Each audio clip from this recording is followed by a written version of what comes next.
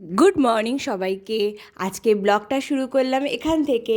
আজকে ছিল শুভ সপ্তমী, আর আমরা মা ছেলে সকাল সকাল স্নান করে একটু ঠাকুর দর্শন করলাম।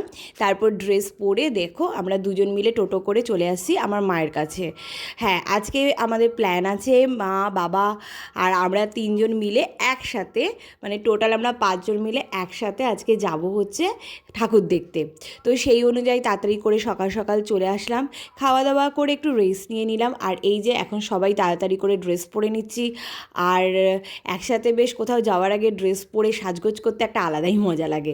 তারপরে এই যে বাসে উঠে পড়লাম। বাসে ইচ্ছা আছে যে ছোটোবেলায় না আগে একসাথে সবাই মিলে আমরা বাসে করে, ঠিক আমাদের এখান থেকে বাস ছাড়ে, বাসে করে বসে সেই বাগবাজারে ঠাকুর দেখতাম বাবার সাথে। তো বাবা মার সাথে সেটাই এবার আবার বহু বছর বাদে একসাথে যাচ্ছি। তো সেই অনুযায়ী আমরা বাসে উঠে পড়লাম। বাস একদম ফাঁকা, 5 মিনিটের মধ্যে ছেড়ে দিয়েছে। কিন্তু প্রচুর পরিমাণে গরম পড়েছে, আর গরমে আমাদের পুরো অবস্থা খারাপ হয়ে গেছে।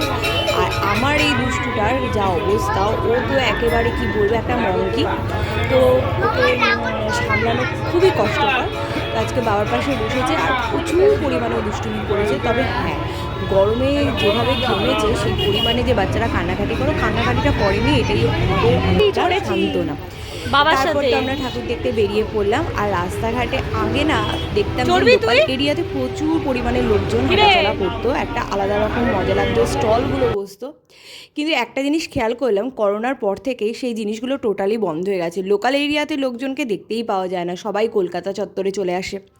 তো আমরা এবার অনেক দিন বাদে, মানে ছেলে হওয়ার পর আমার আর সেভাবে বাইরের দিকে বেরোনো হয়নি লোকাল এরিয়া ছাড়া। এবার অনেক বছর বাদে, মানে ছেলে হওয়ার পর প্রায় 4 বছর বাদে আমরা এই বেরোলাম।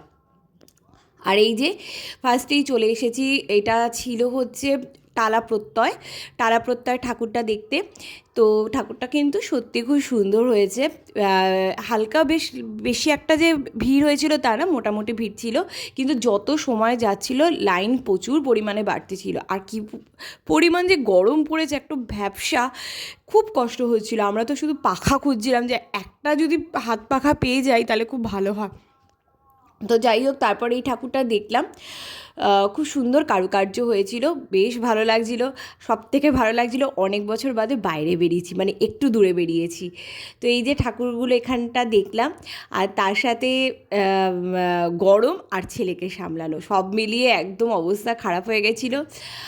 আর তারপর আমরা একটু খিদেও পাচ্ছিল, তো খাওয়ার দোকান তো এই গরমের মধ্যে কোথায় পাবো। আর মোটামুটি যেভাবে বলেছিল যে বৃষ্টি হবে, সপ্তমী অষ্টমী নবমী এগুলো সব বৃষ্টি হবে, সেই দিক থেকে আবার একটা বাচ্চা আছে বৃষ্টি দেয়নি। এই যে এই টালা প্রত্যয় ঠাকুরটা আমার এত ভালো লেগেছিলো, ভেতরে কারুকাজটা, মানে গাছের ওপর, মানে কিছু একটা ওরা করেছে। তো তখন আর অত বুঝতে পারিনি, হ্যাঁ দেখেছি কারুকাজ খুব সুন্দর হয়েছে, খুব ভালো লেগেছে। থিম কি, হ্যাঁ থিম ছিল যতদূর সম্ভব কোনো একটা ওই সাঁওতাল এরিয়ার কোনো একটা থিম করেছিল, আমার এখন এই মুহূর্তে মনে পড়ছে না নামটা। আর আমার কিন্তু খুব ভালো লেগেছে, এরকম কাজগুলো বেশ ভালো লাগে। তবে ঠাকুরও করেছে, ঠাকুরটাও খুব সুন্দর হয়েছে। কিন্তু আমার বরাবরই সাবেকি ঠাকুর খুবই পছন্দ, মানে বাগবাজারের ঠাকুর আমার ভীষণ পছন্দ হয়। তো এই কারণেই বাগবাজারটা আমি প্রত্যেকবারই রাখি যে বাগবাজারটা যাব। সেই চালা চালা এক এক চালার ওপর যে ঠাকুরটা থাকে, ভীষণ ভালো লাগে, আমার মনে হয় এটা অনেকেরই খুব পছন্দের। তো তারপর এখানে আমরা একটু দাঁড়ালাম, দাঁড়িয়ে একটু ফ্যানের হাওয়াও খেলাম, খেয়ে তারপর একটু সেলফি তুললাম। আর এখানে যে কলাগুলো রয়েছে, সেই কলা নিয়ে একটা মজা হচ্ছিল, আমার ছেলে কলা খাবে, ও দাদু ওকে খেপাচ্ছিল কলা খাবি, তো এই নিয়ে একটু ইয়ার্কি ফিয়ার্কি হচ্ছিলো। তারপর আমরা বেরিয়ে গেলাম এখান থেকে। তারপর এই যে এখানে অনেক স্টল বসেছে, বেশ দেখতেও সুন্দর লাগছিলো। তো আমরা একটু ডাব খেয়ে নিলাম, সবাই মিলে ডাব খেলাম, কারণ একদম পারা যাচ্ছিল না গরমে। তো সবাই একটা একটা করে ডাব খেয়ে নিলাম। ডাব খাওয়ার পরে এই সব জায়গা দিয়ে বেরোনোও আবার আরেকটা, মানে ঢোকাটা যেমন কষ্টকর, বেরোনোটা ঠিক সেই রকমই কষ্টকর। আমার তো মনে হয় বেরোনোটা আরও বেশি কষ্টকর ছিল, খুব মানে ভিড় ছিল। আর এই গরমের মধ্যে বাচ্চা নিয়ে হাঁটা খুব কষ্টকর। যাই হোক, তারপর এখান থেকে আমরা বেরিয়ে পড়লাম। আর এই যে কি সুন্দর স্টল বসেছে, বেশ ভালোই লাগছিলো। তো খুব খিদে পেয়েছে, আমরা একটা ভালো রেস্টুরেন্টে ঢুকে গেলাম। ভালো রেস্টুরেন্ট বলতে নতুন রেস্টুরেন্টটা খুলেছে, আর বেশ এসির ঠান্ডা ছিল। তো এখানে একদম যেহেতু নতুন খুলেছে, আমরা মানে এখানে শুধু আইটেম বলতে বিরিয়ানি ছিল, লাচ্ছা পরোটা আর চিকেন কষা। তো এই সময় বিরিয়ানি খাওয়ার মুড একদমই ছিল না, তো আমরা এসির হাওয়াটাও পেয়েছি আর ফাঁকাও ছিল, তো আমরা বসে পড়লাম।